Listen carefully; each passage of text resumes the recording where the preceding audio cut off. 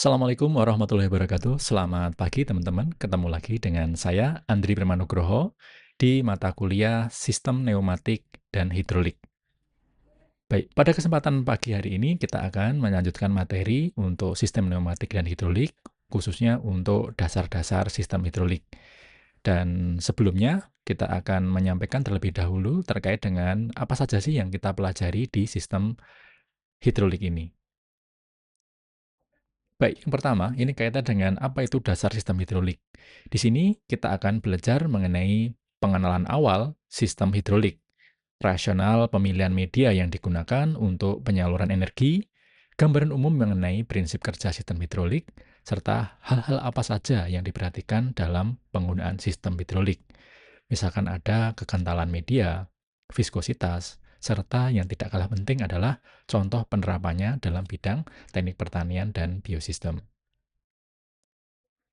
Beberapa hal yang akan kita pelajari di mata kuliah kali ini, pertemuan kali ini, diantaranya ilmu hidrolik, sifat zat cair, tujuan penggunaan zat cair, tenaga fluida, keunggulan tenaga pada zat cair, serta tekanan, aliran, hubungan antara tekanan dan aliran, komponen sistem hidrolik, serta bagaimana sistem hidrolik itu bekerja. Baik, ini pertanyaan pertama terkait dengan mengapa menggunakan sistem hidrolik. Sistem hidrolik ini sangat berguna. Ini sangat multiguna, efisien, dan sederhana untuk pengalihan power atau tenaga. Ini merupakan tugas sistem hidrolik yang mengubah power dari suatu bentuk menjadi bentuk yang lainnya. Di gambar yang sebelah kiri, Anda bisa melihat bahwa ini adalah skematik dongkrak hidrolik, yang mana kita bisa menggunakan tenaga yang sama untuk mengangkat daya yang lebih besar lagi, F1 dan juga F2. Yang sebelah kanan itu adalah skematik kalau kita melihat dalam bentuk realnya, nyatanya seperti itu. Jadi skematik dan juga kondisi realnya, itu dua hal yang berbeda, namun prinsipnya kita bisa sederhanakan. Lalu apa itu ilmu hidrolik? Kata hidrolik atau hydraulics berasal dari bahasa Greek atau Yunani, yakni dari kata hydro yang berarti air dan aulos yang berarti pipa. Namun pada masa sekarang ini, sistem hidrolik kebanyakan menggunakan air atau campuran oli dan air atau water emulsion atau oli saja. Jadi ini secara histori dan juga secara definisi kita tahu apa itu hidrolik. Lalu apa itu sistem hidrolik? Kalau kita berbicara sistem, berarti di situ ada komponen input, proses, dan output. Dan sistem hidrolik sendiri adalah teknologi yang memanfaatkan fluida atau zat cair untuk melakukan gerakan segaris atau putaran. Dalam sistem hidrolik, fluida digunakan sebagai penerus gaya. Ini yang dapat kita lihat di sebelah sini ada hukum Archimedes ya, teman-teman. Tadi sebuah benda dimasukkan dalam sebuah tabung yang berisi cairan, yang mana kalau benda itu masuk, nanti akan ada perubahan volume di situ ya. Ada gaya juga yang berlaku dalam penerapannya. Jadi prinsip dasar hidrolik adalah jika suatu zat cair dikenakan tekanan, maka tekanan itu akan merambat ke segala arah dengan tidak bertambah atau berkurangnya kekuatan sesuai dengan hukum Archimedes. Bentuk sifat zat cair adalah menyesuaikan terhadap ruangan yang ditempatinya. Zat cair mempunyai sifat yang tidak dapat dikompresikan atau uncompressible, berbeda dengan gas yang bisa dikompresikan. Nah, inilah yang menjadi pertimbangan pemilihan media dalam sebuah sistem hidrolik. Lalu apa saja tujuan penggunaan zat cair ini? Yang pertama, zat cair digunakan untuk menyalurkan gaya dan tenaga melalui saluran menuju aktuator yang akan memanfaatkannya. Jadi gunanya cairan itu untuk menyalurkan tadi ya, menyalurkan gaya dari uh, pentrigger sampai dengan endingnya di aktuator akhir itu. Zat cair merupakan media pelumasan untuk komponen-komponen hidrolik yang dipakai dalam sebuah sirkuit. Dan yang ketiga, Zat cair dapat berperan sebagai media pendingin yang mampu mengalihkan panas dari suatu titik panas dalam sirkuit atau komponen ke. Lalu apa saja keuntungan dari sistem hidrolik? Yang pertama, ini memudahkan dalam pengontrolan. Jadi, sebesar gaya pembangkitnya dan mentransmisikan gaya yang sebesar dan power melalui unit yang kecil. Dan yang kedua, ini karena sistem hidrolik ini bekerja dengan fluida, maka pelumasan komponen hidrolik dapat berlangsung dengan sendirinya, sehingga dapat menunda terjadinya keausan atau long service life pada benda-benda yang mengalami gesekan. Jadi Anda bayangkan di sebelah kiri itu adalah sebuah sistem hidrolik yang mana di pipa-pipa itu ada cairan yang dia berpindah. Nah, karena dia berupa cairan, jadi tidak perlu adanya pelumasan. Pelumasan itu sudah berlangsung dengan sendirinya, karena medialah yang dia bergerak di dalam perpipaan itu. Tapi tidak serta-merta ya, dari sistem hidrolik itu tidak ada kerugian. Ada juga kerugian yang perlu kita pahami dari sistem hidrolik. Yang pertama adalah adanya bahaya tekanan tinggi fluida hidrolik. Oleh karena itu, harus dipastikan bahwa semua sambungan itu kuat dan tidak ada kebocoran pada masing-masing hub atau perhubungan dari masing-masing perpipaan itu. Yang kedua, gesekan fluida dan kebocoran akan mengakibatkan berkurangnya efisiensi. Dan yang ketiga, fluida dari sirkuit yang tercemar oleh kotoran akan menyebabkan peralatan hidrolik menjadi lemah dan cepat rusak. Itulah kenapa dalam sebuah rangkaian hidrolik itu terdapat namanya sebuah filter. Filter itu memastikan bahwa cairan-cairan hidrolik itu tetap murni dan juga mengurangi tadi kotoran-kotoran yang masuk dalam sebuah sistem. Anda bayangkan kalau kotoran masuk dalam perpipaan, dia ikut bergesek di situ, dia terdistribusi, dia semakin lama semakin menyebar dan nanti akan mengurangi kualitas dari kinerja sistem hidrolik tersebut. Baik, ada beberapa pengetahuan dasar dalam memahami ilmu hidrolik. Yang pertama, pengetahuan dasar mengenai hukum fisika dan hidrostatika. Yang kedua, pengetahuan tentang satuan dan juga persamaan hidrolik. Dan yang ketiga itu kita harus tahu tentang pengetahuan peralatan hidrolik dan juga pengoperasiannya pada rangkaian hidrolik. Ini nanti kaitannya dengan modul-modul yang mungkin sekiranya akan kita temui saat kita mengoperasikan sebuah sistem hidrolik.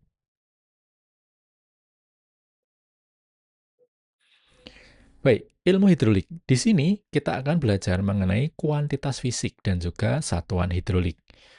Kuantitas dapat disebut sebagai suatu yang berkenaan dengan properties atau sifat, proses, atau keadaan yang dapat diukur. Maka dari itu, kuantitas fisik yang berhubungan dengan sistem hidrolik adalah diantaranya kecepatan, tekanan, waktu, dan temperatur. Nanti diantaranya ada beberapa satuan unit yang akan kita sering temui adalah yang pertama itu panjang, itu satuannya meter, atau dalam kurung unit yang kita pakai itu M kecil. Kemudian ada massa, satuannya kilogram. Ada juga waktu, satuannya biasanya detik, dalam notasi matematiknya itu T. Dan juga temperatur, satuannya bisa menggunakan Kelvin atau derajat Celcius. Dan semua kuantitas fisik yang lain itu juga penting, namun di hidrolik ini ada beberapa hal yang kita akan sering gunakan, di antaranya ada kecepatan, volume, tekanan, gaya, dan luas permukaan yang dapat dicari dari satuan-satuan dasar di atas itu. Berikut ini adalah besaran pokok dan juga besaran turunan yang nanti akan sering kita temui. Ada besaran pokok yang tadi saya singgung di awal, yang di-highlight warna kuning, ada panjang, massa, waktu, dan suhu. Dan besaran turunan itu nanti ada luas, kecepatan, percepatan, ada juga gaya, dan juga tekanan. Nah, ini ciri-cirinya kalau kita menggunakan besaran turunan itu dia menggunakan unit yang dia bukan standar ya, tapi dia turunan dari yang besaran pokok yang sebelah kiri ini. Baik, berikut ini adalah hukum-hukum dasar hidrolik. Yang pertama adalah hukum Pascal, yang mana ini berkaitan dengan tekanan fluida dan juga transfer power. Siapakah itu Pascal? Kalau melihat dari definisi ini, Pascal itu seorang ilmuwan Perancis yang menemukan prinsip dasar tentang fluida yang ada kaitannya dengan cairan sebagai tenaga yang dapat melipat gandakan gaya dan juga modifikasi gerakan. Kalau kita terjemahkan dalam bahasa Indonesia itu seperti ini kalimatnya itu. Tekanan yang diberikan pada suatu fluida akan diteruskan ke segala arah, bekerja dengan gaya yang sama besar, pada luas yang sama, dan bergerak ke arah tegak lurus terhadap titik yang bekerja. Nah, ini diilustrasikan seperti gambar yang sebelah ini, seperti yang U yang sebelah kiri. Ini dilihat ditunjukkan dari sini tekanan F dengan luas permukaan A1 itu terhubung dengan melalui saluran ini ke permukaan unit 2 yang mana dia memiliki luas permukaan A2. Lalu gaya yang dihasilkan itu adalah F2 ini. Jadi dengan gaya yang sama F1 nanti jika kita tekan ke bawah dia bisa menggerakkan ini F2 ini. Hasilnya seperti ini. Nah, untuk hukum Pascal itu sebenarnya kita bisa gambarkan secara basicnya itu seperti ini. Anda bayangkan seperti cairan yang dia menempati ruang, saat dia F itu ditekan ke kanan, sehingga nanti akan memancar cairan itu melalui lubang-lubang ini, mengikuti tegak lurus titik yang dilubangi ini. Baik, secara matematik, tekanan yang sering digunakan untuk mengukur kekuatan dari suatu cairan atau gas, jadi tekanan atau dinotasikan dengan P besar, adalah satuan fisika untuk menyatakan gaya atau F besar per satuan luas A. Maka dapat didefinisikan secara matematik dalam persamaan berikut ini. P sama dengan F per A, di mana nanti unitnya itu adalah N N besar per meter square perluasan. Di mana P itu adalah gaya dalam satuan bar, F gaya dalam satuan Newton, serta luas penampang permukaan dalam satuan meter persegi. Dari sini, satuan dari tekanan dapat dihubungkan dengan satuan volume atau isi dan juga suhu. Jadi nanti kita bisa mendapatkan apabila tekanan semakin tinggi, maka suhu akan semakin tinggi pula. Sistem hidrolik ini menggunakan fluida yang sifatnya incompressible untuk mengirimkan gaya dari suatu titik ke titik lainnya di sepanjang jalur yang dilewati oleh fluida tersebut. Jadi dengan menggunakan metode ini, kita dapat menghasilkan output gaya yang sangat besar hanya dengan input gaya yang kecil. Seperti saya singgung tadi di awal. Dengan skematik seperti ini kan sederhana ya teman-teman. Jadi di unit 1 ini, dengan F yang kecil, dengan A yang kecil, ada perubahan transmisi dari sini ya, media dari A1 ke A2 ini, sehingga dari sini dia bisa menghasilkan gaya tekan yang lebih tinggi lagi, berkali-kali lipat. Nah, secara praktis seperti ini untuk pemanfaatannya, dapat teman-teman lihat. Dengan original force, jadi F1-nya itu dengan P1 dikalikan dengan A1. Di sini dia mendorong ke bawah, P1-nya sekian, dengan hukum Pascal, P1 sama dengan P2, maka di sini dia bisa menghasilkan second force itu 10 kali lebih kuat daripada original force-nya. Di mana F2 itu P2 dikali A2 sama dengan 10 kali F1. Jadi 10 kali lipat dengan kita memperlebar area dilakukannya penerapan si gaya ini. Pada sistem internasional, tekanan kemudian diberi satuan Newton per meter persegi, dapat disebut dengan 1 Pascal atau disebut dengan PA, P besar A kecil. Tekanan 1 Pascal adalah sangat kecil ya ini, dan hampir tidak dapat dirasakan oleh kulit manusia. Sehingga biasanya digunakan satuan kelipatan ribuan atau menggunakan kilopascal atau KPA, K kecil, PA-nya P besar A kecil, atau kita sebut dengan bar. Jadi 1 bar sama dengan 10 pangkat 5 atau 100 kPa. Sama dengan 10 Newton per cm persegi atau 14,5 PSI.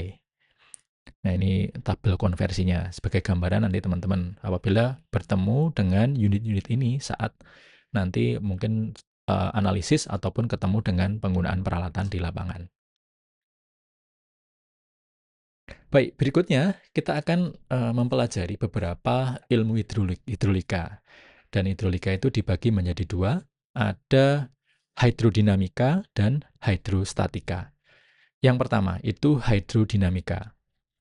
Hidrodinamika adalah ilmu yang mempelajari tentang pergerakan cairan. Jadi cairan yang bergerak.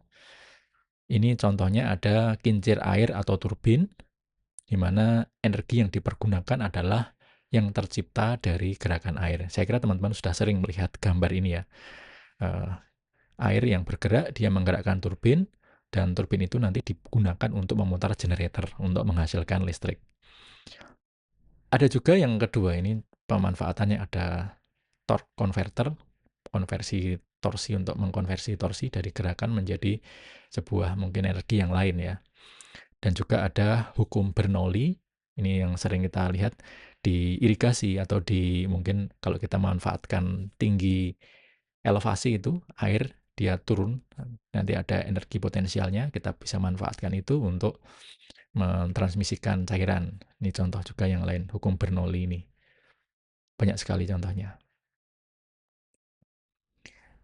Yang kedua, itu hidrostatika. Jadi, ilmu yang mempelajari tentang cairan yang diberikan tekanan.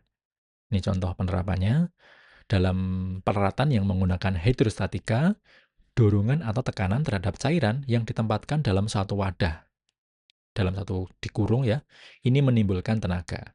Jika cairan bergerak atau mengalir dalam satu sistem, maka akan terjadi pergerakan dalam sistem tersebut. Nah, seperti ini contohnya. Jadi dalam hydraulic jack atau dongkrak ini sebenarnya ada cairan yang dia statis, tapi dia diberikan tekanan di situ ya. Ada contoh penerapan yang lain, ini di eksavator, kemudian di sini ada sistem hidroliknya di sini. Hidrolik silinder aktuator pada alat berat. Hukum utama hidrostatik ini berbunyi tekanan hidrostatika pada sembarang titik yang terletak pada bidang mendatar dalam wadah suatu jenis zat cair sejenis dalam keadaan seimbang adalah sama. Dan kalau kita bisa pahami lebih dalam, volume kecil fluida pada kedalaman tertentu dalam sebuah bejana akan memberikan tekanan ke atas untuk mengimbangi berat fluida yang ada di atasnya. Untuk suatu volume yang sangat kecil, tegangannya adalah sama di segala arah. Dan berat fluida yang ada di atas volume sangat kecil tersebut ekuivalen dengan tekanan yang dirumuskan sebagai berikut. Jadi kita sering menggunakan persamaan ini, P tekanan sama dengan Rho kalikan G dikalikan H, di mana P itu tekanan hidrostatis dalam P besar, dan Rho itu kerapatan fluida dalam kilogram per meter kubik, dan G itu adalah percepatan gravitasi dengan satuan meter per sekon kuadrat, dan H itu tinggi kolom fluida dalam satuan meter. Jadi ini gaya hidrostatik pada ketinggian H itu dapat dilihat seperti ini.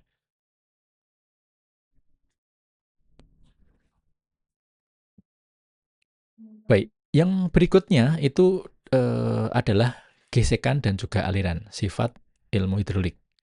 Ada di mana energi hidrolik tidak dapat ditransmisikan pada sebuah pipa tanpa mengalami kehilangan atau losis. Gesekan terjadi pada dinding pipa dengan fluidanya sendiri yang menghasilkan panas.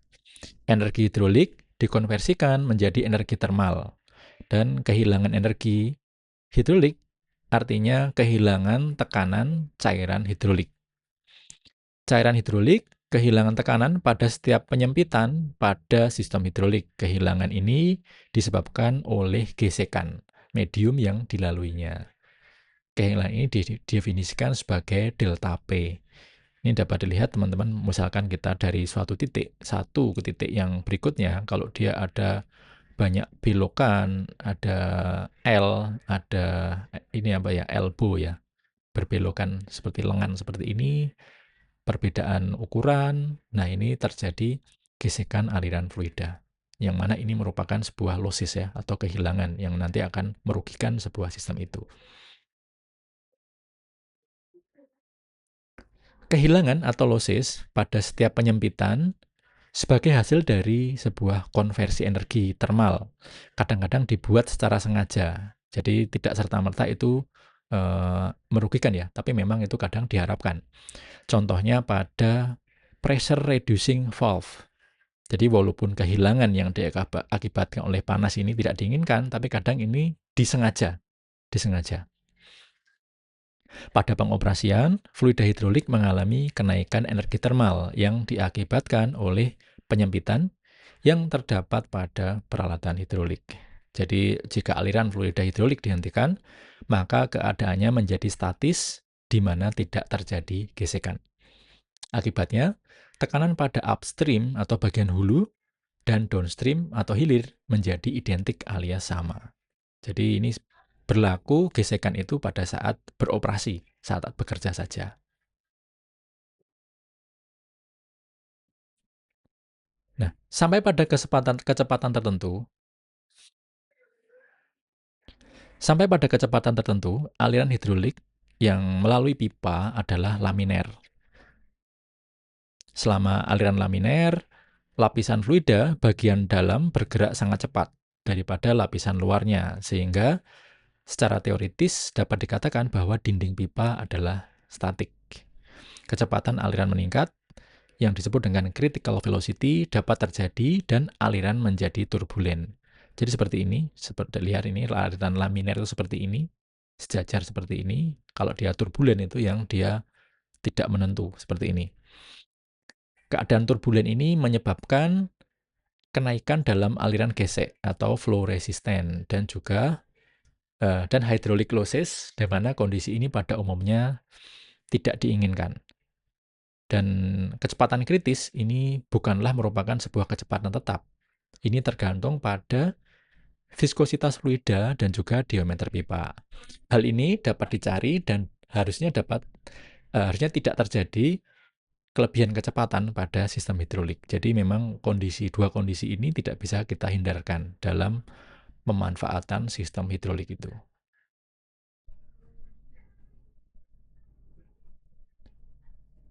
Nah, ini kita lihat secara lebih detail dalam praktik dan juga fenomena yang terjadi, bahwa partikel zat cair yang bergerak itu saling tumpang tindih dan bertubrukan satu sama lain, yang menyebabkan terjadinya gesekan dan pergerakan yang tidak efisien.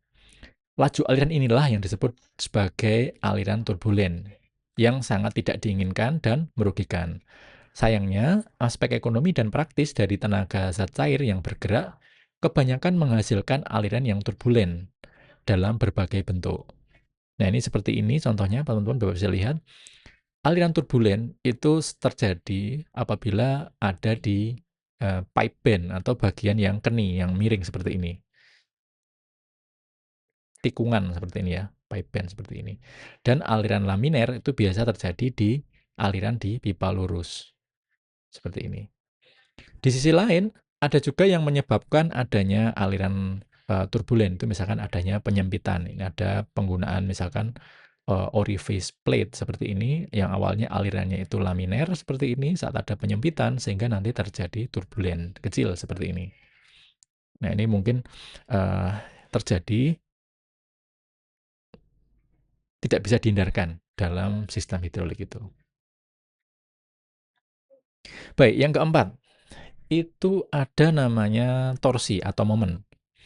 Torsi dalam fisika juga disebut momen, diawali dari kerja Archimedes dalam lever. Informalnya, torsi dapat dipikir sebagai gaya rotasional. Torsi adalah ukuran kemampuan mesin untuk melakukan kerja. Jadi torsi adalah suatu energi. Dapat dilihat pada gambar ini, apabila sebuah benda itu berputar, dengan gaya F itu ke atas yang tegak lurus terhadap jari-jari, maka T itu torsi benda putarnya dalam satuan Newton meter itu dapat diperoleh dengan perkalian antara jarak benda ke pusat rotasi atau R-nya itu dalam satuan meter dikalikan dengan gaya sentrifugal dari benda yang berputar itu atau N-nya ini. Besaran torsi adalah besaran turunan yang dapat digunakan untuk menghitung energi yang dihasilkan dari benda yang berputar pada porosnya. Adapun perumusan dari torsi adalah sebagai berikut. Tadi sudah saya sampaikan. Apabila satu benda berputar mempunyai gaya sentrifugal sebesar F, maka benda berputar pada porosnya dengan jari-jari B dengan gaya tersebut disebut dengan torsinya yang kita bisa hitung tadi. Yang kelima, sifat kelima, itu adalah viskositas atau kekentalan. Viskositas fluida adalah ukuran ketahanan sebuah fluida terhadap deformasi atau perubahan bentuk. Viskositas ini dipengaruhi oleh temperatur, tekanan, kohesi, dan perpindahan momentum molekularnya. Viskositas cair cenderung menurun dengan seiring bertambahnya kenaikan temperatur. Dan hal ini disebabkan gaya-gaya kohesi pada zat cair bila dipanaskan akan mengalami penurunan dengan semakin bertambahnya temperatur pada zat cair. Baik, kita melihat contoh case yang kita temui sehari-hari. Viskositas adalah ketebalan atau pergesekan internal. Oleh karena itu, air yang tipis memiliki viskositas yang lebih rendah. Sedangkan madu yang tebal memiliki viskositas yang lebih tinggi. Secara sederhana, kita bisa analogikan, semakin rendah viskositas suatu fluida, semakin besar juga pergerakan dari fluida tersebut, semakin cepat untuk berpindah. Viskositas menjelaskan ketahanan internal fluida untuk mengalir dan mungkin dapat dipikirkan sebagai pengukuran untuk pergeseran fluida. Seluruh fluida, kecuali superfluida, memiliki ketahanan dari tekanan dan oleh karena itu disebut kental. Tapi fluida yang tidak memiliki ketahanan tekanan dan tegangan disebut dengan fluida ideal.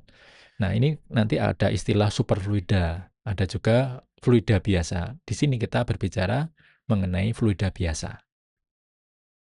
Yang mana nanti makanya kita kadang untuk sistem hidrolik ada menggunakan oli dengan kekentalan tertentu. Nah, itu berpengaruh juga terhadap kekuatan dari sistem itu. Sifat yang keenam untuk ilmu hidrolik itu ada namanya berat jenis atau density, atau dalam notasi menggunakan rho. Density atau berat jenis ini adalah ukuran untuk konsentrasi zat tersebut dan dinyatakan dalam massa per satuan volume. Sifat ini ditentukan dengan cara menghitung rasio massa zat yang terkandung dalam suatu bagian tertentu terhadap volume bagian tersebut.